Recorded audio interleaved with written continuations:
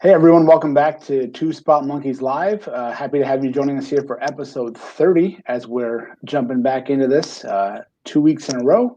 Got some streak of recordings going on. Jim, hey, and how are you? I am good, and for those that do watch on the YouTube feed, which is not the vast majority of people who watch this, we went with a little different look here this week. We'll see if that people like it or they don't, or I don't know. It was just something I played with. So we got we're a little smaller, which maybe is good. I don't know. And we got a fun metal background because it's 1990s indie wrestling. So everything has to have a chain link background, right?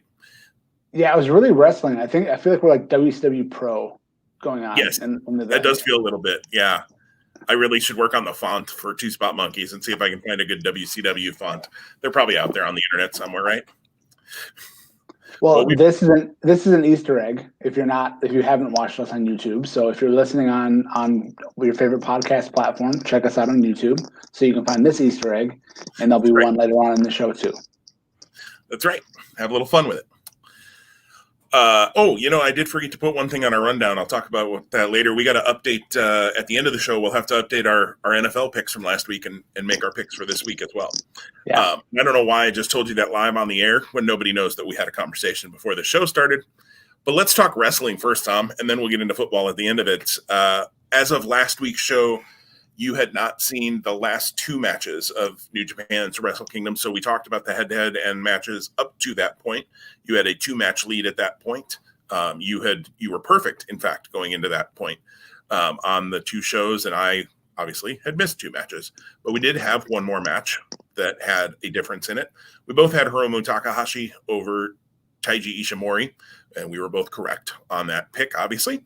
And then in the main event, I had Kota Ibushi, you had Jay White, and the Phoenix rises. Kota Ibushi retains his title, and maybe rising from the ashes is my hopes for the 2021 first half head-to-head. So there's one match difference after 11 matches, 2 shows, which is great, especially the way things went for me the end of last year. So Tom is 10-1. I am 9-2 after those 2 shows, and our next pick'ems will be the Royal Rumble.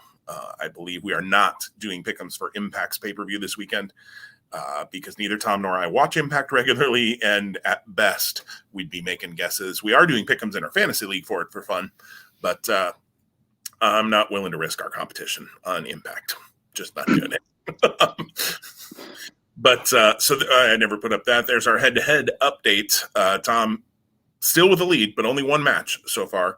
And we hinted at it last time, and Tom and I will still have to hammer this out, but we'll probably have some maybe a little creative way of doing some picks for the Rumble that maybe can hopefully not bury either of us, but also give us a few more things to pick, since traditionally that's not as many matches on that show because you got the 2 Rumbles that eat up a whole lot of time on those shows. We won't talk a lot of Royal Rumble build today, although we are going to talk Raw and Drew McIntyre a little bit later. But before we get to all of that, final thoughts on Wrestlekingdom, especially those last 2 matches, Tom. Yeah, well, first and foremost, I was able to remain spoiler-free even after we recorded. I don't believe I watched the final 2 matches still for about another day and a half or so, just with a lot of moving parts. We recorded late in the week last week, so then it's the weekend, and then people aren't in work, people aren't in school, other routines come up. Nonetheless, spoiler-free is a good thing because I enjoyed both of those matches greatly and did not know and was rooting very hard for Jay White because, of course, I wanted the pick'em point as well. Really top-notch matches across the board. They weren't like, for me, like the top of the list when the week was done. It was still Okada and Ospreay. It was still Naito and Ibushi, and it was still Shingo and Jeff Cobb.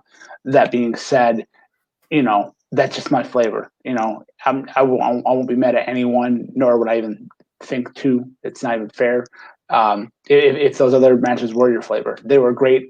Love the idea in the main event. Actually, I'll pause there. I'll get to that in a second. Enjoy Hiromu, enjoy Ishimori. This match was great. They had, in my opinion, a better match. I want to say it was 2 years ago in Best of Super Juniors. So I've had that match as kind of in the back of my mind. It wasn't completely fresh, but I think a good comparison would be Finn Balor and Kyle O'Reilly. When you do something amazing the first time, you're hard pressed to do something amazing the second time. So there's that. Main event, longest match in the history of Tokyo Dome, over 48 minutes in length. Did not feel like a 48-minute match. Incredible drama in the match, incredible athleticism. Not mad at all that Ibushi won outside of our competition, and really excited to see where Ibushi goes next.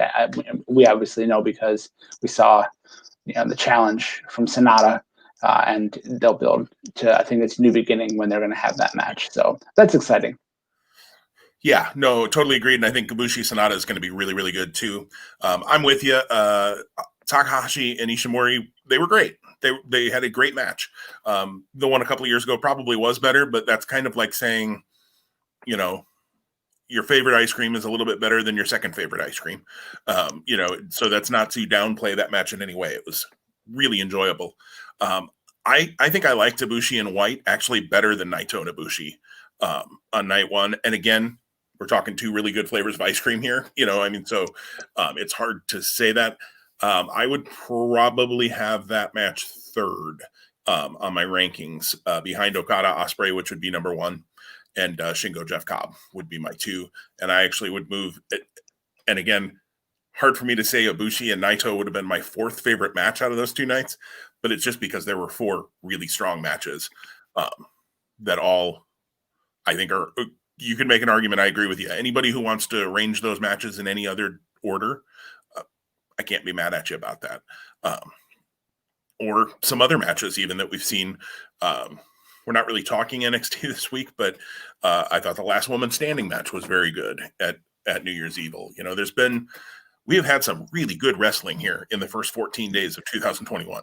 Well, and it's actually, to me, a stark contrast, because I was thinking of it this week, because I'm actually, shocker, all of our listeners, hold on to your seats. I'm actually fully caught up on everything. There's nothing on my DVR that I have yet to watch. So can you call the Nebraska 911 system for me? I feel a little tightness.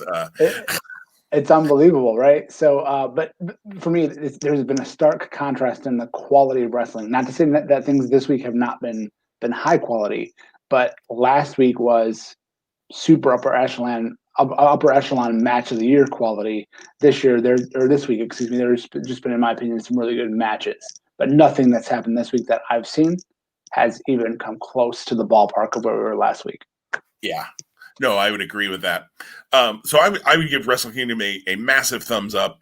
You and I were both already there last week. I don't imagine that the last two matches did anything to make you downgrade that show as a whole. And I would have been stunned if they would have, because those four gentlemen are all very, very talented people who I'm looking forward to seeing where things go. We know that New Beginning, Ibushi will take on Sonata, as you mentioned. Jay White, I don't even know if he's on the New Beginning cards. Not announced right now. Yeah, there's a little bit of mystery about Jay White. Yep, there's a little bit of mystery about whether he is signed, isn't signed. Maybe that's what they want you to think, is that there's mystery. So we'll see. And Hiromu Takahashi defends against Sho at New Beginning, which should also be super, super good. Shingo defends against Hiroshi Tanahashi. I don't know that I'm going to love that, but we'll see. Tanahashi. I think it's going to be pretty awesome. Like, Tanahashi, I mean, whether he wants to call himself still the ace or not, he is the ace. Even in his the sunsetting ages of his career, I think that's going to be pretty awesome. I hope it is. And maybe it's just that when guys get to this point of their career, whether they're in New Japan or WWE or wherever, I remember Tanahashi and Okada at the Dome, all of those years that it seems like they did that, every year for 5 years. And I know it was probably 3. And how great those matches were, and where Tanahashi is now, he isn't that guy anymore. I mean, he's gotten older, and that's okay. I kind of hope Shingo doesn't kill him, but because he's, just lays his stuff in, but it'll be interesting to watch. It may be good for Shingo to have a match with somebody that it's probably not going to be a Jeff Cobb or a Minoru Suzuki type match where they just beat the ever-loving stuffing out of each other. Somebody that he's going to have to show that he can work at a little different style with. That'll probably be good for Shingo for his overall career, and as he moves on to other things, hopefully from the Never Open Weight title down the road. It'll be good to see a different side of Shingo. So New Japan, very excited. I will tell you right now, probably not going to watch any of the Road to the New Beginning shows because I'm just not going to have the time. But I will give my time most likely to the New Beginning shows when they start airing a little bit later this month. I think there's one, and then there's back-to-back nights a couple of weeks later or a week later. The first one I think is maybe the end of next week. Does that sound right to you, Tom? It's the 30th, the day before the Rumble. Yeah. And then too, just to kind of put this out there, and it's important for us and our listeners because it was a big part of a lot of our conversation in the summer. They're already bringing back New Japan Cup set for March, so that'll be fun. Just to kind of look into the future. We'll be there before we know it. Absolutely. And for those who are listening, who might have taken part in the New Japan Cup pick'ems that we did, tournament brackets that we did, assuming that they announce everything ahead of time, which they always do, so I'm sure they will. Yes, I will probably plan to run another one in March, which will run coinciding with, potentially an NCAA bracket, which none of us got to do last year because COVID. So there could be a whole lot of tournament goodness happening in March in our lives. And Tom and I both love tournaments, whether they're wrestling, basketball, baseball, football. We don't know what football tournaments look like because our teams don't usually play in the playoffs. But anyways, football talk at the end of the show. So we'll leave that there for now. Your team didn't make the playoffs and mine forgot to show up. Tom, the next topic I put on here is simply Raw. Yeah, and actually, just before we jump to Raw, I'd love to just take a minute just to connect back on SmackDown from last week, because I think there's there's actually a couple important things. The whole show was actually pretty good from top to bottom, but we have a challenger for Roman Reigns' Universal title, and it's not someone that we saw coming. Not to use WWE's great tagline. But I think more so, like I thought it was a great. I don't want to call it a coming out party, and I feel bad calling it a recharge. But Shinsuke Nakamura, if you wanted to do something with him now, WWE, you've got him on the doorstep. Like, you use that platform to really bring him back up to the Peyton Royce. To the talent we knew, then we knew who he was and what he was. I mean, he just, it's WWE, it's the style. We're not going to see the Shinsuke Nakamura of New Japan. We did get a little sample of that, I think, when he was in NXT, but in this main roster run, there's been few and far between. That was pretty awesome, and it appeared to be maybe a face turn of sorts. I don't know for sure, but that was like if you were to say what was your favorite part of SmackDown, it was Shinsuke Nakamura. And I think it will be interesting, and I agree with you, if they want to do something with Nakamura. And this is what frustrates me to no end with WWE. They just showed you that they can do it. If they want to do something with somebody, they know how to do it. They just do such a terrible job of following up on it. And I think it's really going to be interesting to watch tomorrow night, on Friday night with SmackDown, or whenever you see SmackDown, whenever I see SmackDown. How do they follow up on it? I am really curious to see that, because I cared more about Nakamura watching SmackDown than I've cared about Nakamura in a couple of years. Easy. Yeah, absolutely. That's sad, because when he came into WWE, I was so excited when they brought him up to the main roster. I was so excited when he won the Royal Rumble and he went to WrestleMania and was going to faced AJ Styles. Is that right? Yeah. Yep. That was AJ. Yep. I mean, and then they didn't put him over at Mania. And I feel like from that point on, it was just like, and go back 2 years from that, when he debuted in Dallas. I mean, we were in Dallas when that happened. We weren't, unfortunately, able to go to that takeover. But the buzz that weekend within our group of friends and where we were going and what we were doing, and his shirts being sold out at Access, like you couldn't get a shirt. I mean, good grief. I mean, granted, that's 4 years ago, 5 years ago now almost, but still, like, it's lightning in a bottle. And your point's very well taken. Like WWE has the ability to kind of flip the switch or snap the fingers and do that for a talent. So that's good, but it also speaks to the talent. Like he's always had it. So and my frustration comes that they don't do that. That we get. Okay, let's talk about it for a quick second. We get the 7,042nd match between Dolph Ziggler, Robert Roode, and the Street Profits. And as I said to you just before we recorded, I don't care that Ziggler and Roode won because they've lost so many times before that there are nobody. And yeah, if you get 7,000 title shots, you're probably going to win one at some point. And they're going to lose them back within a month, is my guess. They're going to lose them back. You can probably call that like the WWE predictable unpredictability, for lack of a better term. Right. You put the belts on somebody that nobody saw coming, and then you take them off them that quick. You do this Nakamura build, and honestly, when they announced the gauntlet match, I was like, oh, okay, it's Daniel Bryan at the Rumble. It'll be Daniel Bryan, and which would have been interesting because Bryan had already entered the Rumble. He had already said he was going to be in the Rumble, and then he was in this gauntlet match. So, look at that. We don't pay attention to details, do we? But, that possibility could still have been there. I thought, okay, Bryan's going to win it because that's certainly a bigger match on SmackDown that you can do is Roman Reigns and Daniel Bryan for the Universal title at some point. I certainly think Bryan has a chance to win the Rumble now because of the way they've told that story. And hey, I'm all for that because I love me some Daniel Bryan too. Bryan and Nakamura are awesome in the ring together. Shocking, right? Those two guys. But I cared more about Nakamura, and then I realized what they were doing. Because the minute they said Adam Pearce was in it, I was like, are they going to find a way out of this maybe? And then when Nakamura won the gauntlet, but yet everybody knew he didn't because we already knew Adam Pearce was in it. Like there was a little bit of an awkward, why are they acting like he won it when he didn't? And then I was like, oh my God, they're going to do that. They're going to go with Adam Pearce. Now, I think it'll be interesting. Does Adam Pearce actually work this match at the Rumble? Or do they do something and get Kevin Owens back into that spot? Because that certainly seems like it's not a done situation. And they could do something like that. I kind of hope if you would have told me I was about to say this phrase, I would have told you were a liar. I kind of hope they stay with Pearce. Because you and I have seen Scrap Daddy from back in the day. He was an NWA champion like 5 different times or something like that. I can't remember. He actually went to college with a friend of mine. So they're actually friends from college, which is crazy. I saw him on a picture one time on her Facebook, and I was like, that's Adam Pearce. What is Adam Pearce doing in your pictures? Yeah, she's friends with him. If they do it, give Adam Pearce some hope spots. Let him hit a couple of moves.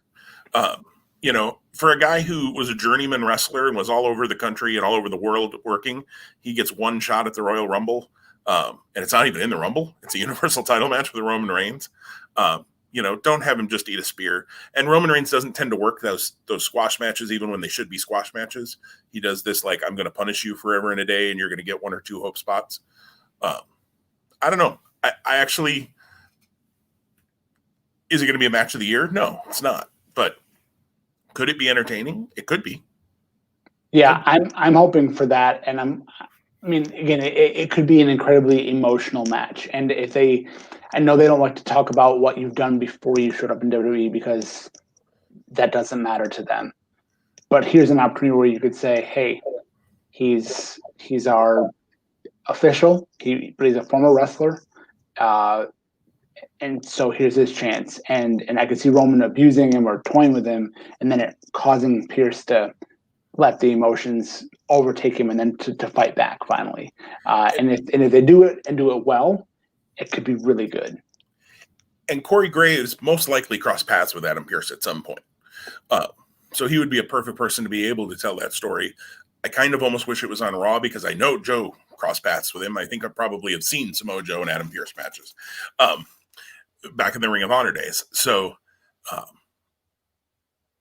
Joe would have been a great person to help tell that story, but it's a SmackDown story, so it'll probably be Cole and Graves. But I have no doubt that Graves crossed paths with Adam Pearce when he was Sterling James Keenan back in the day. Spoiler alert for those who didn't know. I hope they tell that story because it could be kind of interesting. Yeah. When I first saw it, I went, "What the?" And then I was like, "Oh, all right." I think I it was spoiled for me before I had seen SmackDown. I was scrolling something on Facebook or Twitter, and so the match graphic pops up. Roman Reigns and Adam Pearce at the Royal Rumble. I went, "What? who did the Photoshop? Come on!" Right? Like, funny. And then I went, "Oh my god, I think this is real." But then once I did watch it and saw it play out, yeah, not bad the way they did it. But do something with Nakamura. Don't Peyton Royce him. Do not Peyton Royce him. She is now a verb. Do not Peyton Royce Shinsuke Nakamura. Speaking of Peyton Royce, because she wasn't on Raw.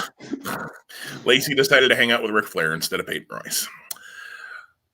So Raw, there's a few different ways we can go with this. We're going to talk about Drew McIntyre in a minute, so let's leave that to the side.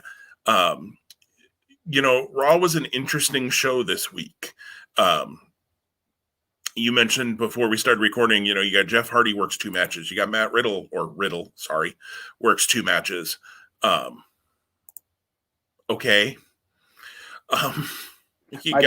My daughter happened to be in the room when I was watching that match on Tuesday afternoon, and she goes, "Why is his name Riddle?"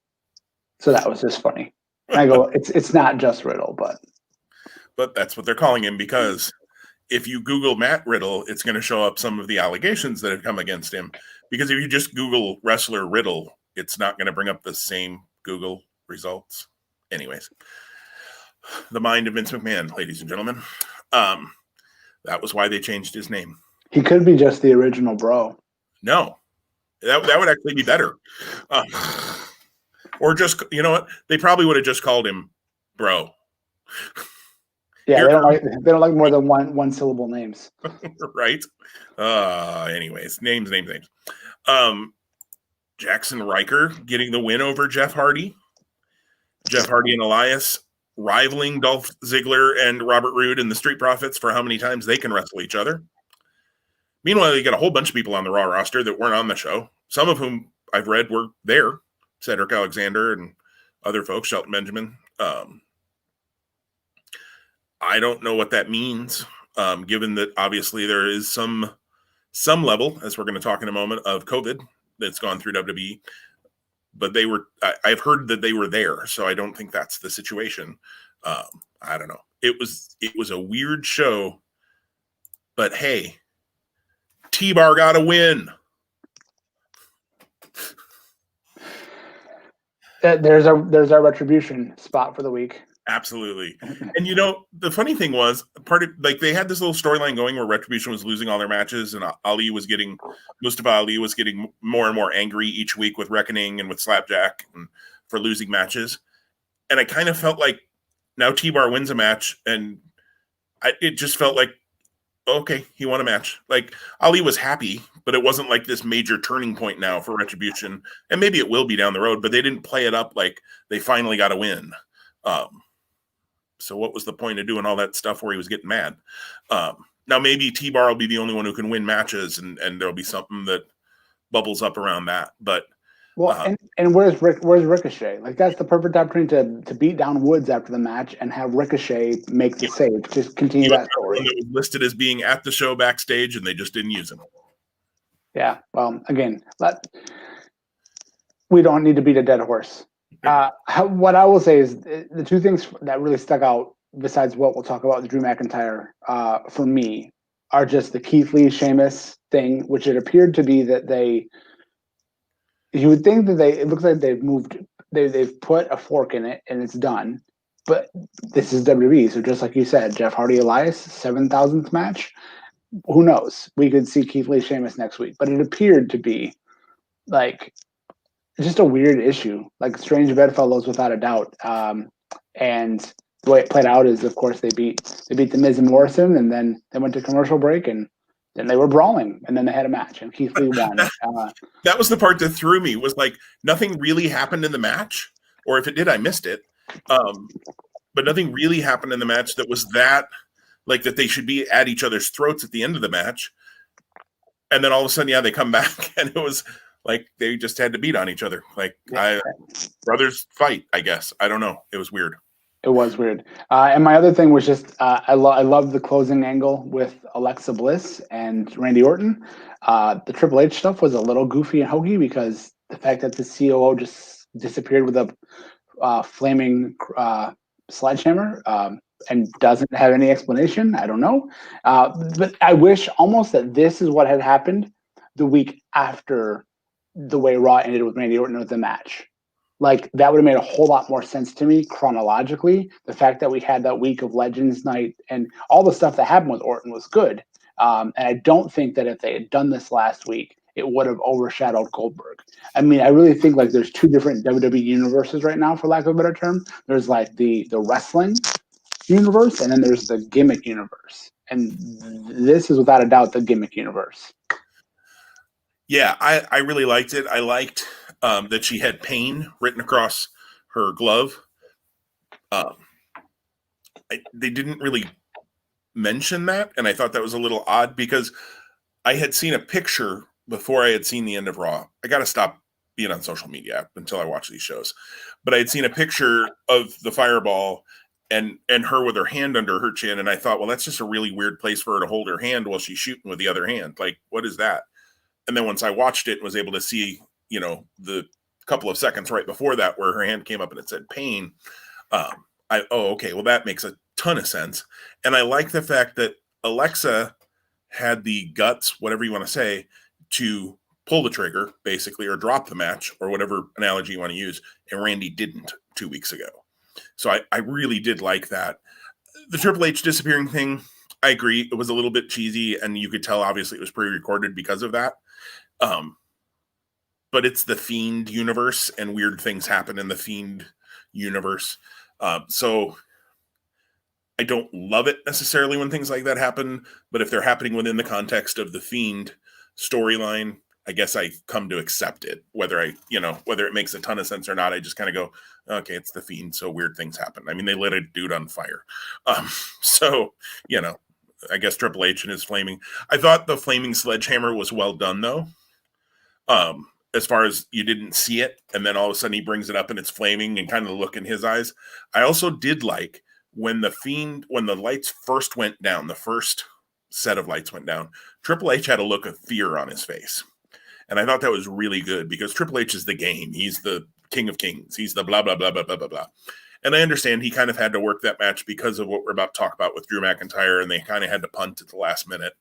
And of who they probably had available to them, that was probably the way to go.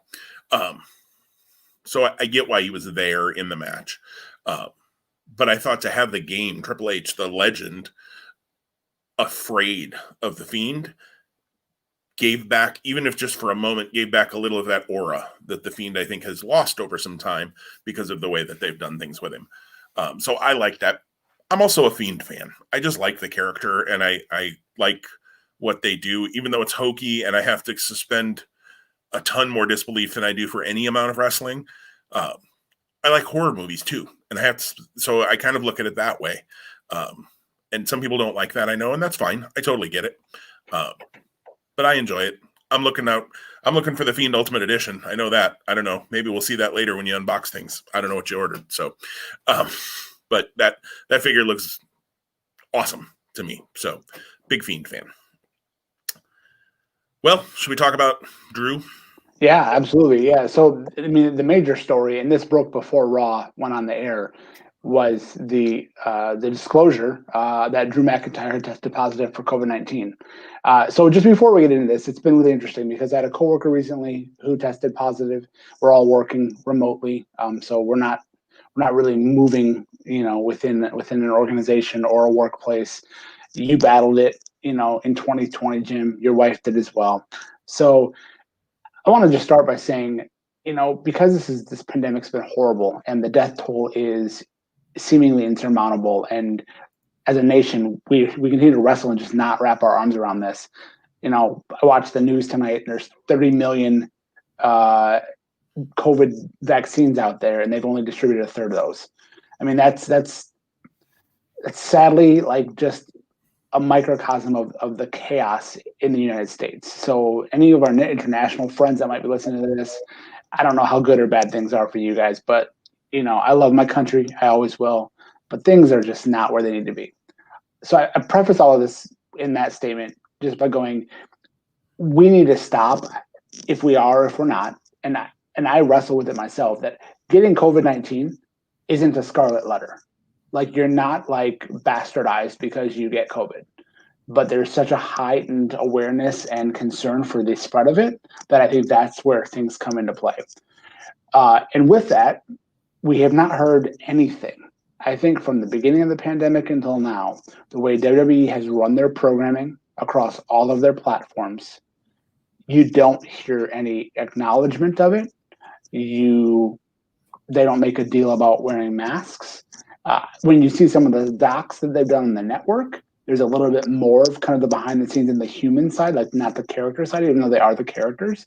So I think it was pretty amazing if we're talking about this, that you had their world champion. And again, I know we had the world title and the universal title, but this is the old winged eagle title belt that is now morphed into what it is now. So it is the world title.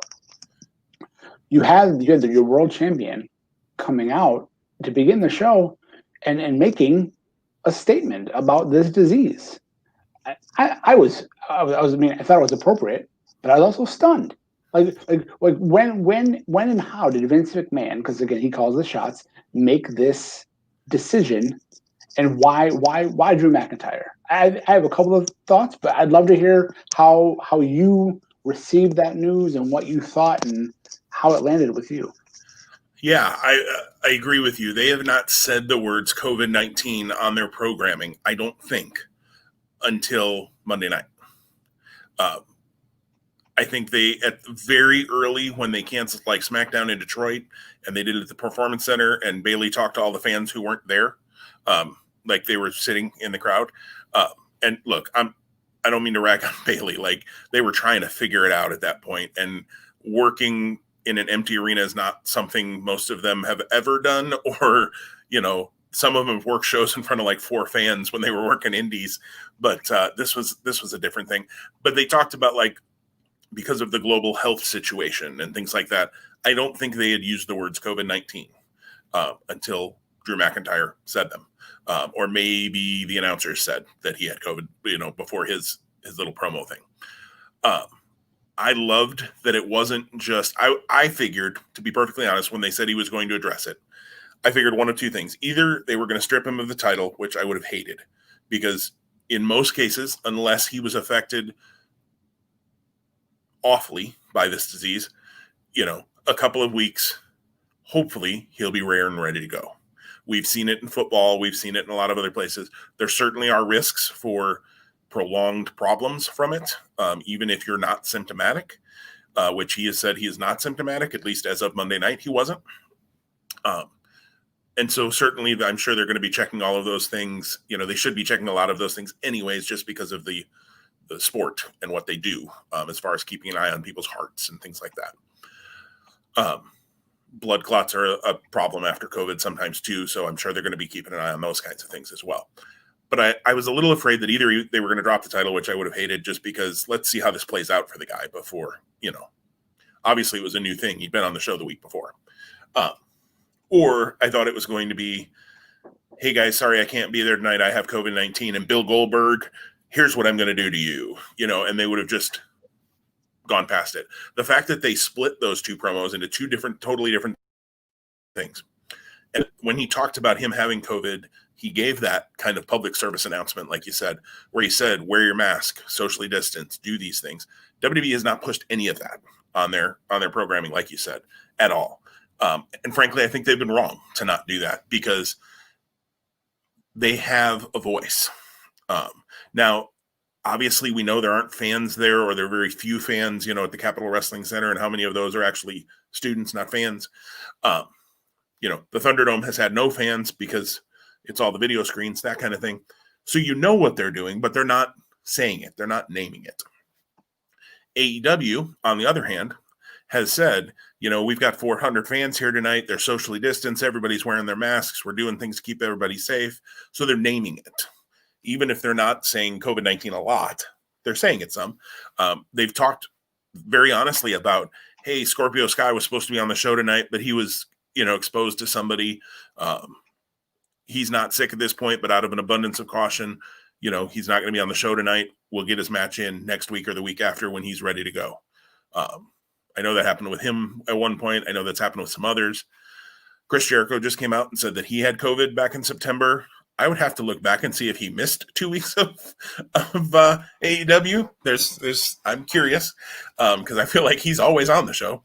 But I also know for a while they were taping some too, so perhaps he got lucky and had it at a point where they were off for a week or two. Frankly, Chris Jericho has also, hosted some people on his podcast who have been kind of, COVID's a myth, COVID's a hoax type folks too. So there's a whole different level, and that could be a whole nother podcast at a whole nother time. And I don't really want to get into the political ramifications of it too much, other than to say, I think WWE, well, I take them to task that they hadn't done anything like this before. I give them credit that they did this on Monday night and that they were honest about Drew McIntyre. And they didn't say, oh, he was attacked in the parking lot and we'll see him again in 2 weeks or whatever. Or Drew's so mad at Goldberg that he just, he refused to come to work this week.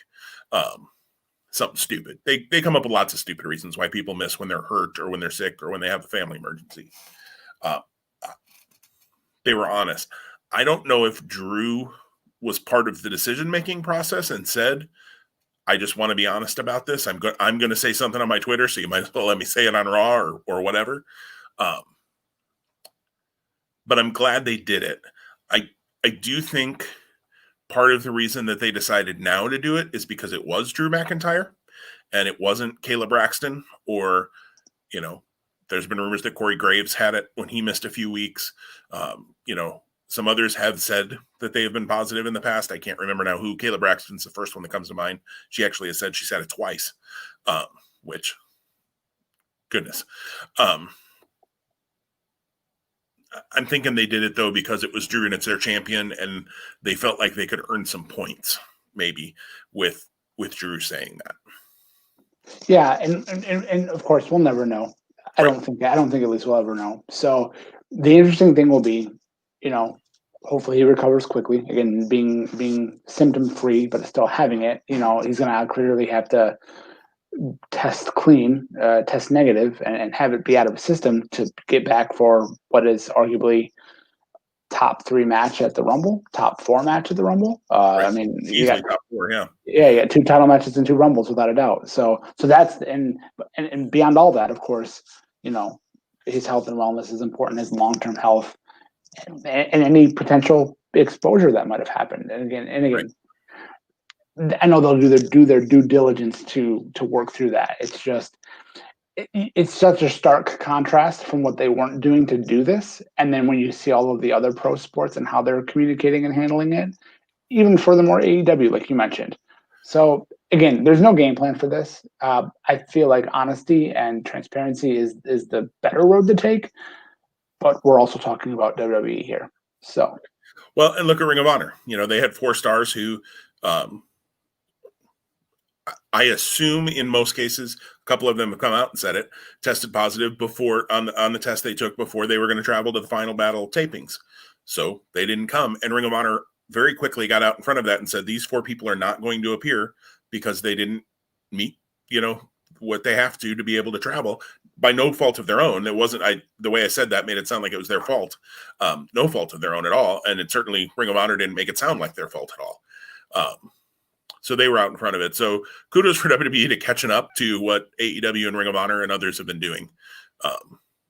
It's about time. And, but most importantly, like you said, all of our best wishes to Drew McIntyre. Hope he recovers quickly. Hope he stays symptom free. That would be great for him personally. Forget wrestling for a minute. And then just a quick pivot because I know we got a couple of other things and we're trying to watch so we don't go too Broadway here tonight. But I did like his second promo when he did accept the challenge from Bill Goldberg. You and I talked about last week that the whole he doesn't respect the veterans thing was just weird. And when they replayed Goldberg doing it, it was still weird. Like, I was like, okay, so they're not even going to try to edit that out. Because I thought, well, maybe they'll change, maybe Goldberg went off script or something. Nope, they stayed with it. But they had Drew respond to that and basically say, what's your issue? But I like too that he ended it with Goldberg, you're next. Yeah, the ironic part of that segment and that challenge, and I read this after the fact, of course, is that Keith Lee and Drew went long. Drew was supposed to cut a promo that would have led to what Goldberg said, but how do you doing live TV and how do you with him backstage? The guy's a veteran. Like, I'm not saying he's good on the mic, but he's a veteran. So how do you not say, hey, those bullet points we ran over with you earlier, they're out the window now?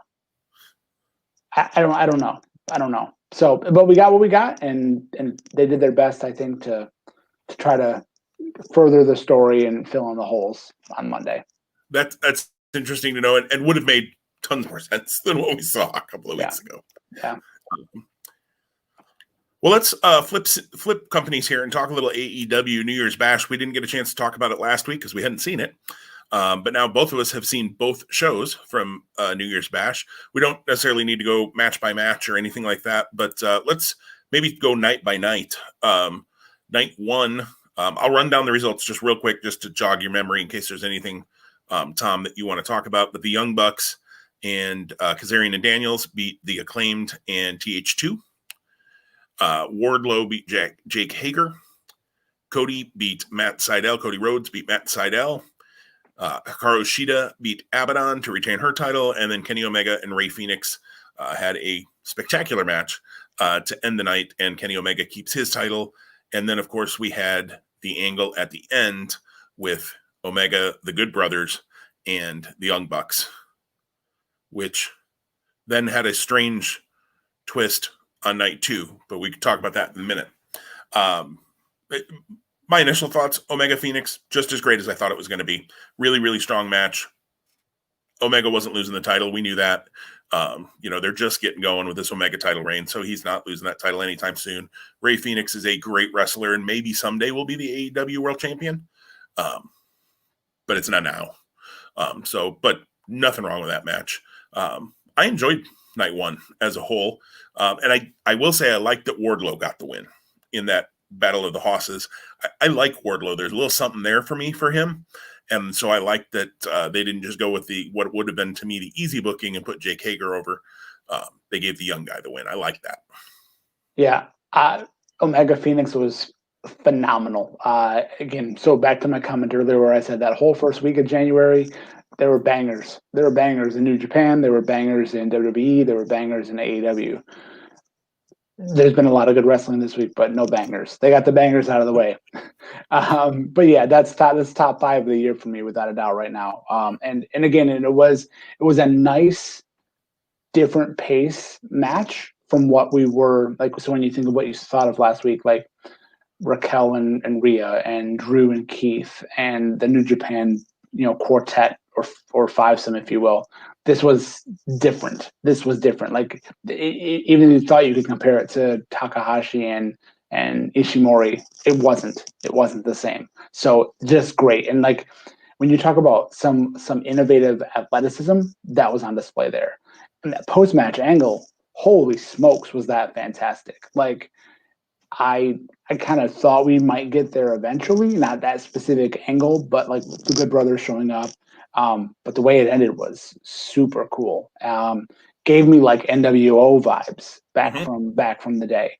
The only other thing I'll say, just earlier in the show, there's clearly a story that they're building. I think they launched at the end of 2020 with Daniels and Kazarian. The next time they lose, they're done. So clearly there's going to be, a win streak for a period of time, and we know how this plays out. I believe that they get the shot with the Bucks, and they unfortunately either unseat the Bucks or can't, which I think will happen. They can't unseat the Bucks, and that's the end of that component of SCU.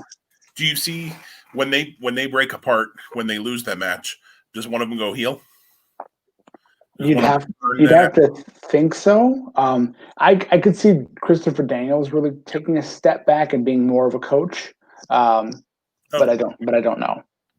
I could see Daniels going the heel route. I'd love to see the Fallen Angel one last time, get him a run.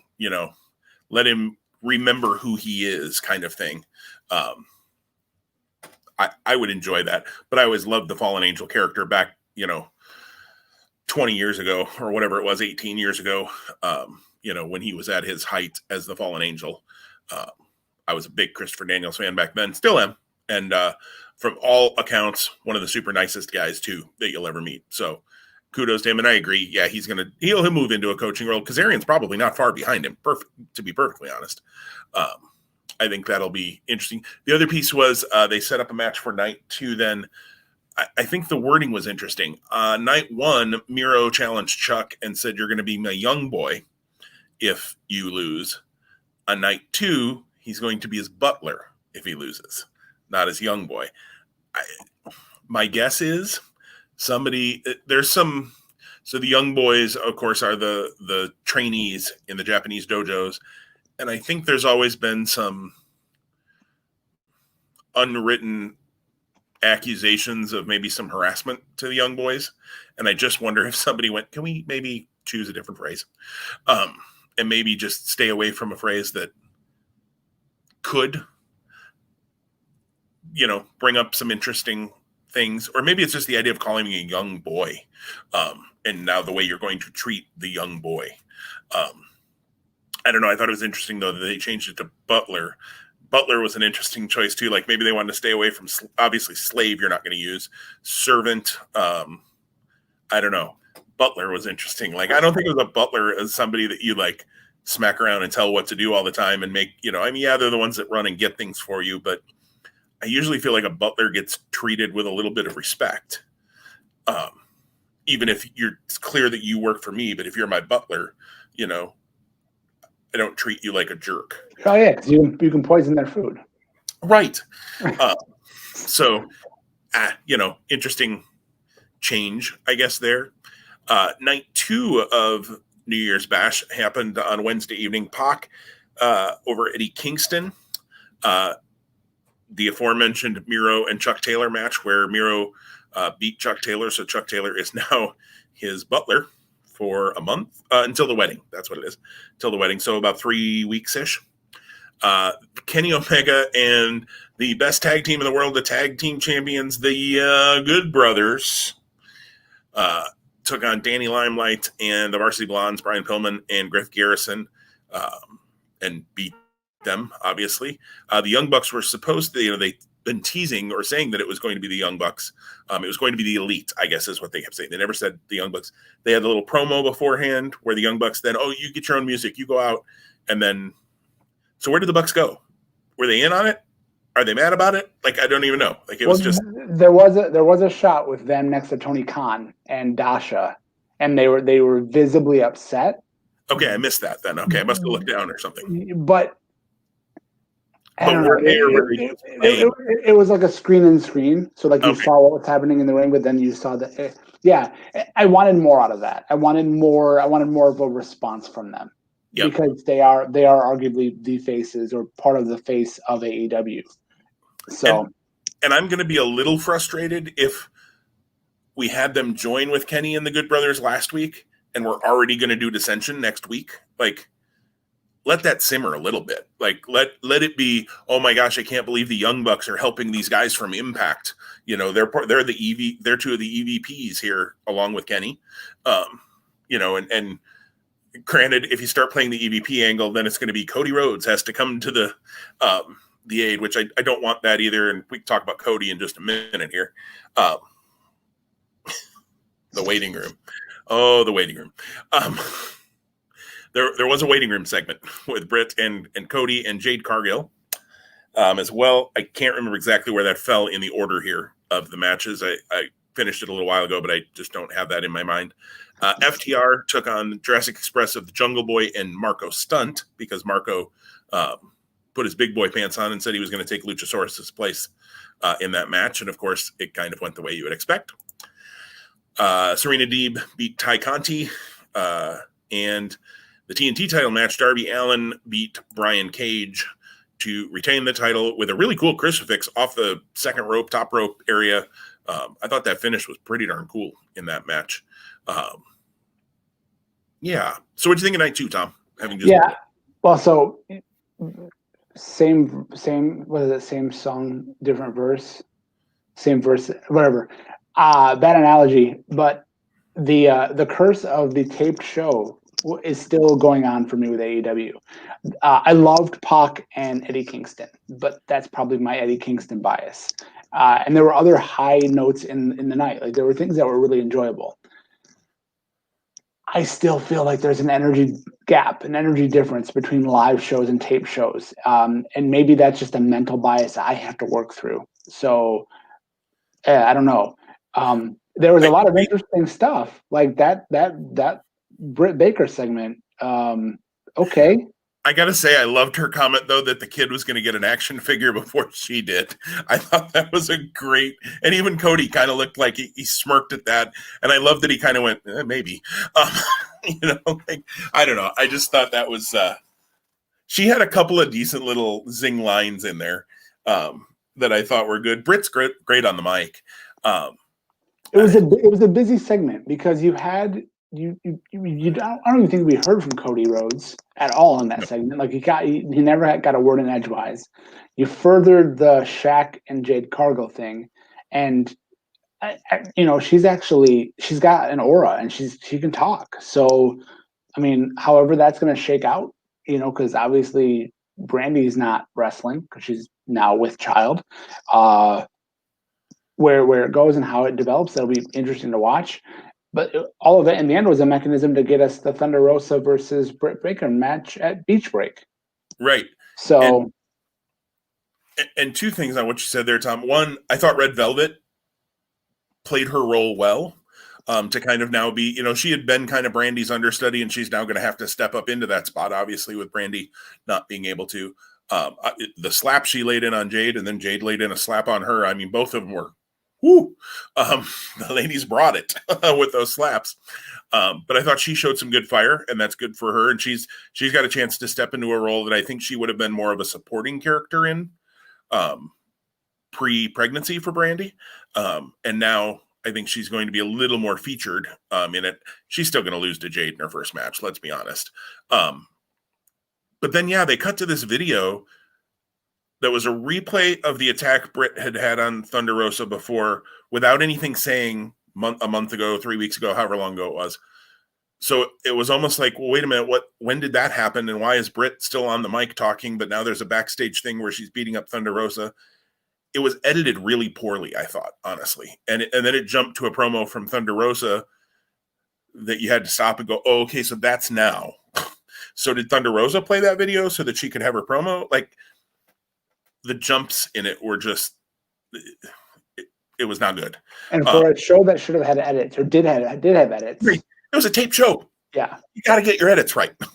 You can fix that. You can even have a voiceover or something, to not make it chop, chop, choppy. It was Kai and Tai, choppy, choppy. Never mind. We almost went blue there on that one. So I thought it was a good show, though. I thought it was a good show. It was a great show. Yeah, I agree. And I really to bring it home with that main event, we're still getting whatever's happening between Sting and Darby, and that's, I think, a really long burn, more than likely. But I think the title needs to continue to grow in its value and its merit. So I'm interested to see, because it looks like the book should be closed on the Team Taz Darby Allin issue. So who's next for Darby Allin? I hope, because otherwise it's going to start getting into Jeff Hardy, Elias, Dolph Ziggler, Robert Roode, Street Profit. And I like all of the Team Taz guys, and I like Darby Allin. So now split them off. If you want to come back to it 6 months or a year down the road, fine. Maybe Brian Cage wins the TNT title, not from Darby, but from whoever beats Darby, or Ricky Starks wins the TNT title maybe down the road. I agree. It's time to move on and see where those factions or people go from here. I don't know. It'll be interesting to see where it plays. The one thing we didn't cover in your rundown was the New Year's resolutions by the Inner Circle. Right. And which leads to a three-way tag exhibition. But they're all angling for a future title shot, and because Jericho claimed he and MJF were going to be the ones to win the titles this year. So again, that long burn of dissension in the Inner Circle clearly the heat between Sammy and MJF is there, and I can't wait to see that match. You know, they're going to build that even better, but I'm ready for it tomorrow. So.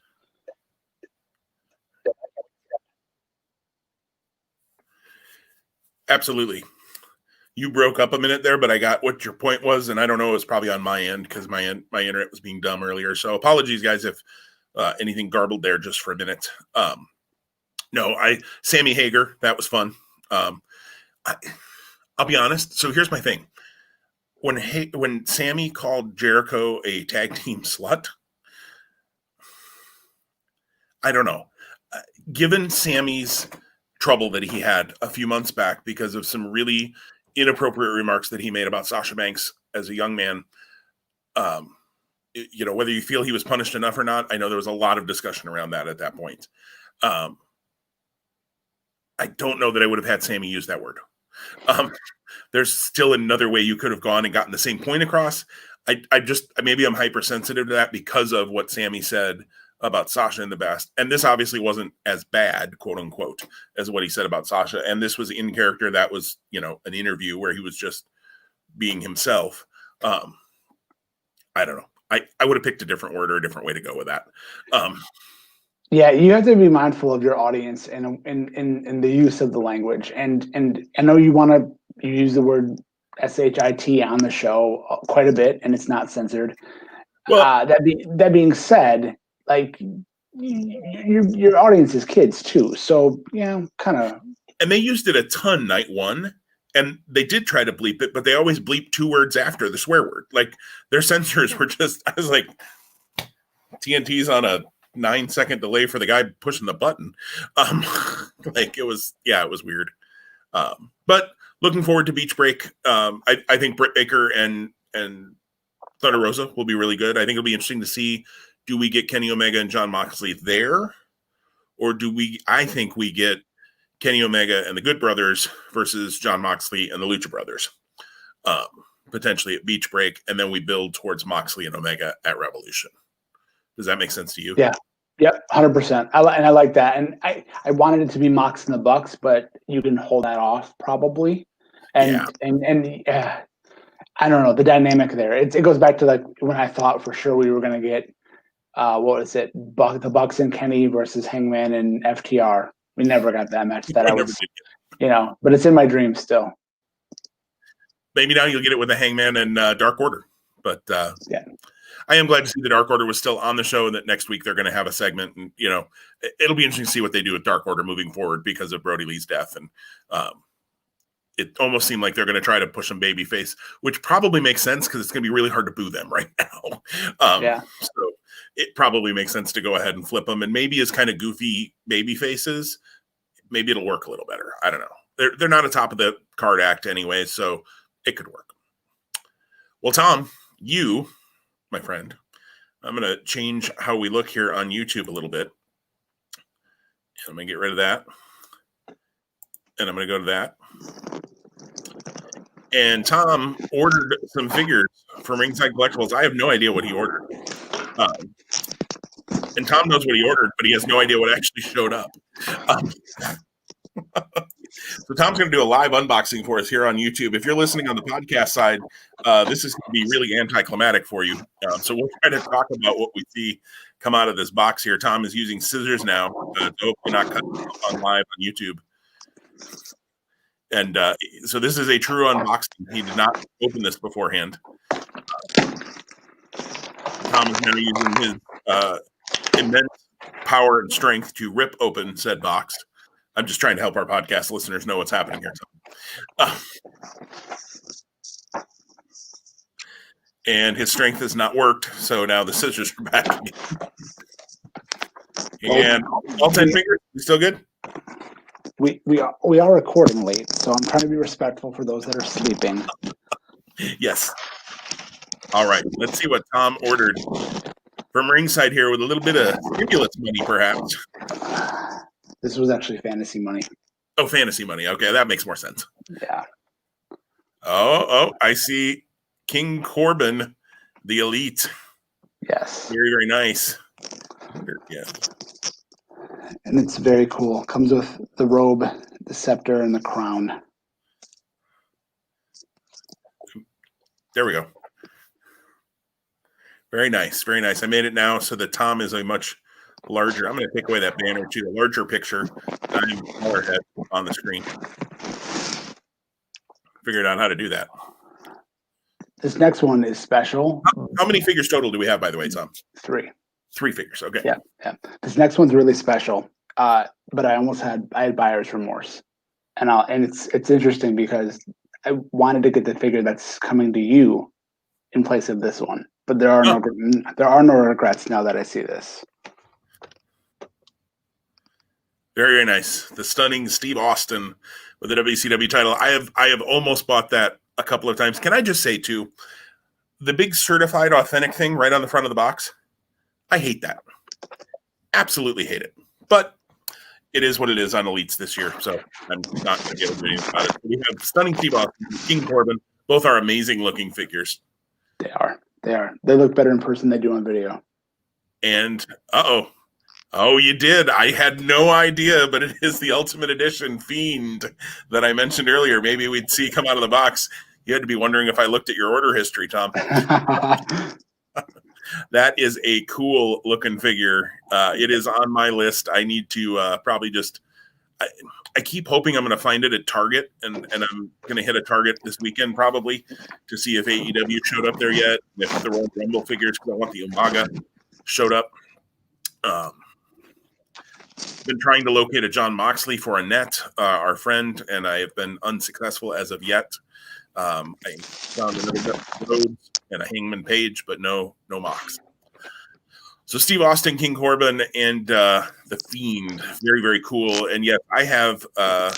What did I say? What I have coming? I don't. We did before we recorded, maybe. But what's that? Yeah, I did before we recorded. I have a Keith Lee coming, which is late coming, but according to tracking, it's still on its way. So we'll see how much I believe that. Better late than never. Absolutely, and I'm looking forward to it. I also have on pre-order from them, but it isn't shipped yet, Davey Boy Smith as well with Matilda. I'm looking forward to that figure as well. So, Tom, let's do some real quick NFL. First of all, I think we both went 5-1 last week. I went 3-3. You went 3-3. Who did you remind me again now? I went 5-1. I know that. Yeah, so Saturday I had the Bills. I had my Seahawks. I got that wrong. That's right. The defense of the Rams was stout. I had what was the Saturday night game? Now that I'm blanking. Saturday night game was an AFC game. It was the Ravens. That was Sunday at 1. And this is why we're not an NFL podcast. Right. Somebody's yelling at the radio right now who it was. It was Tampa Bay and Washington. It was Tampa Bay and Washington. You're darn right it was. Yes, yep. And I had Tampa Bay, even though I thought Washington could pull it off. And the Taylor Henneke, like that guy looked pretty darn good. I don't know what type of future he has in the NFL, but he looked good. So 2-1 on day 1. And then day 2, I had the Titans, and they lost. And again, that could have been a coin flip. I had the Saints, and they won. And then I had the Steelers, and that was the biggest shocker of the weekend because the Browns, they let the dogs out. So yeah, they did. They smacked them right in the face. 1-2 on day 2. Well, so let's get our picks in here for the divisional round. On Saturday, we have the Rams at the Packers, and then in the evening game, we have the Ravens at the Bills. We're not. There's no competition here. We're just kind of doing this for fun. I'll be honest with you. I'm going to be pulling for the Rams because I'm a Bears fan and I just hate the Packers. But there's no way the Rams beat the Packers. It's just not happening. So I got the Packers. Ravens Bills, I think probably is the best game of this weekend. And I think it could be a really, really good game.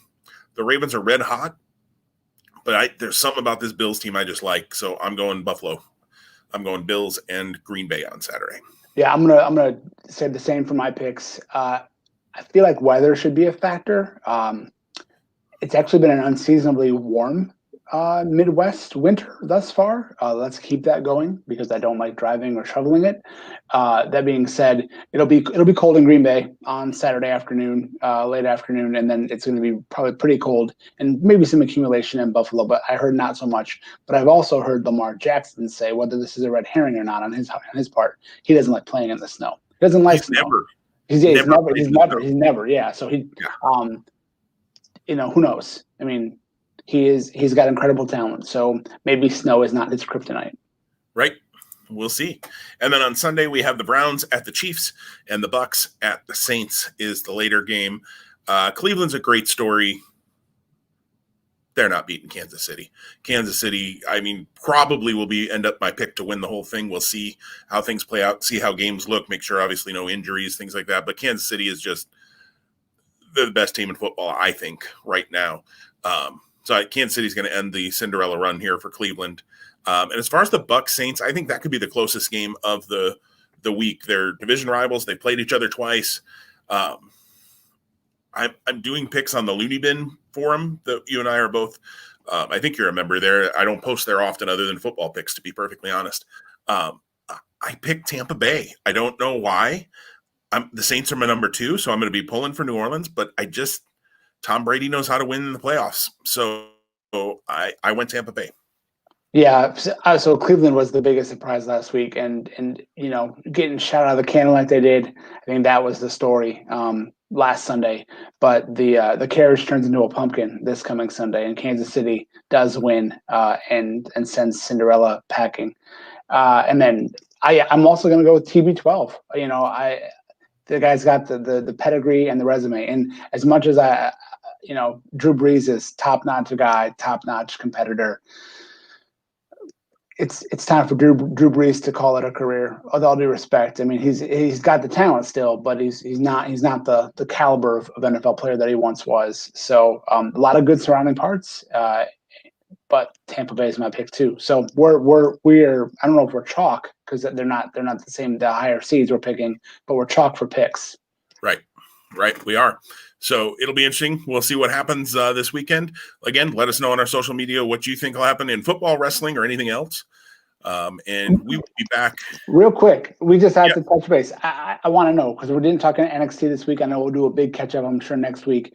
Yep. Dusty Rhodes Classic, which is so funny because I always call it the Dusty Cup, and I don't know why I was calling it, but even the talent calls it the Dusty Cup, even though it's not a cup, it's a pair of boots. That tournament started this week. It's a 16-team tournament, Jim. Isn't that awesome? That is. I'm loving it. 16 teams. I love tag teams. Love tournaments. I'm looking forward to watching it probably sometime tomorrow or over the weekend. I haven't seen NXT. I've seen a couple of pictures and clips, so I know a little bit, but I don't know a whole lot. I certainly know the tag team that debuted, apparently, on NXT, and I'm excited to see them and excited to see what that's all about and what their debut looked like and all of that. I just know that they were there. But I'm interested to see, where it goes. 16 teams, and they've already announced, I think, 4 of the women's teams now for the women's Dusty Rhodes Invitational Tournament. Be interesting to see if that's an 8-team or if they go 16 women teams too. I have to think it's going to be 8. I think it's going to be 8. I wish it would be 16, not because I think they actually have 16 women's teams. They've got enough women. They could do it. I just hate when the women's get the thing and then it's not quite, It'd be like if they did a 20-woman Royal Rumble, like that. You start to make it look like less than. I'd rather see them even, but they would have to use some ladies that they don't use at all right now to do that, and I don't necessarily want to see random jobber teams either. So be interesting to see. I'm excited to watch that today. Tournaments, as we keep saying, we love us some tournaments. So two tag tournaments, cool, in NXT. That works for me. Hopefully we'll get to see some of the ladies, though, that don't get a lot of chance to shine. Maybe they'll get a chance to shine through this tournament a little bit, and we'll make a couple new stars along the way, which would be really cool. That'd be awesome. Well, folks, we are going to sign off for this week. We will be back next week to talk NXT and who knows what else with you. Maybe I'm hoping what I really hope for, Tom, I feel like I haven't seen a Dolph Ziggler and Robert Roode versus the Street Profits match in a while, so I'm hoping maybe I get that on SmackDown. It's going to be singles, just to build the rematch. But Dawkins versus Rude. I'll live. And we'll continue our look for where in the world is Peyton Royce. In the meantime, everybody, don't put up your wanted posters yet or missing, but have a great week. And we'll see you next week. Sounds good. Take care, everybody.